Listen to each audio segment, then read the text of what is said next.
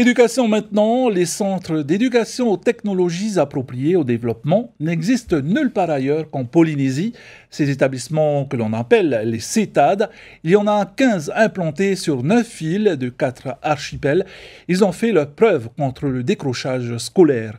Après leur troisième, les jeunes peuvent se professionnaliser et passer un CAP polynésien au Tuamotu. Celui de Rangiroa forme les élèves au métier de l'hôtellerie, du bâtiment ou encore de la gravure sur nacre.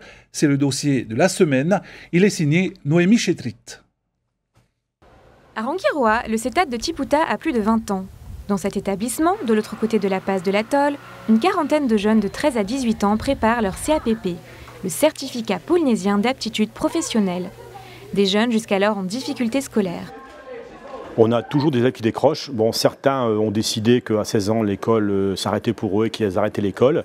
Donc maintenant, en proposant le CAP, ça fait moins long pour eux. C'est-à-dire qu'après une troisième, à 14 ans, ils font 2 ans, ils ont un CAP et ils ont 16 ans. Donc ils peuvent travailler, ils sont employables. Mais certains élèves décrochent. Bon, ici, on a des élèves de 14 atolls des Tuamotu nord-est. Donc c'est pas toujours simple pour ces jeunes de quitter leur famille déjà très tôt, en 6e, ils quittent leur famille. Ils rentrent chez eux 4 fois par an. Enchaîner sur 3, 4, 5, 6 ans, c'est difficile.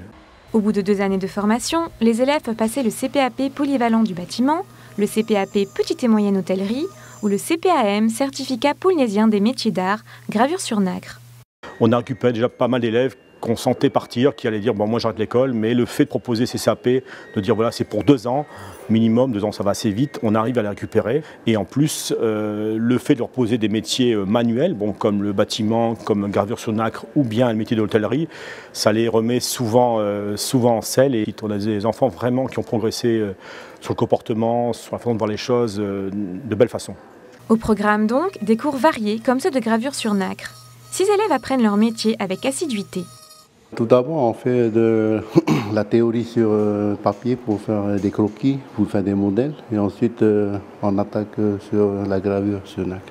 Des cours qui suscitent des vocations. Certains aimeraient travailler dans le commerce de la nacre. Depuis cette année, j'ai commencé la gravure sur nacre parce que j'aime dessiner et j'ai envie encore que ça améliore mes dessins. Et j'aimerais faire du commerce plus tard avec. Dans cette classe de 12 élèves, on apprend d'autres travaux manuels. Là, on est en animation, c'est-à-dire on apprend à tresser, à broder, à faire des couronnes, tout ce qui est culture polynésienne. Mais eux, ils font un peu la cuisine aussi, tout ça, pour s'orienter vers un lycée professionnel à Papeete. Plus tard, j'aimerais être réceptionniste. Nouveauté cette année, le CETAD de Tiputa forme au métier du bâtiment. Pour la première fois, les élèves pourront passer leur CAPP polyvalent du bâtiment. Je suis motivé, j'ai envie d'avoir mon CAP. J'ai appris comment monter une maison, à poser des parpaings, tout ça.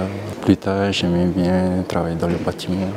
Aujourd'hui, les élèves apprennent à poser un lavabo et à fabriquer une chaise multifonction. D'abord, il y a la petite chaise, t'assois à l'intérieur, comme ça.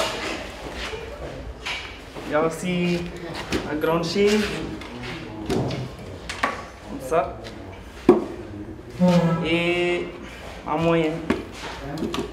Une fois leur diplôme en poche, les élèves pourront travailler dans tout ce qui touche à la climatisation, la plomberie, l'électricité dans l'habitat, la menuiserie et la maçonnerie. Ils sont très motivés là, c'est les 2e années que j'ai actuellement. Ils ont hâte de terminer et il y en a qui veulent poursuivre des études sur Tahiti.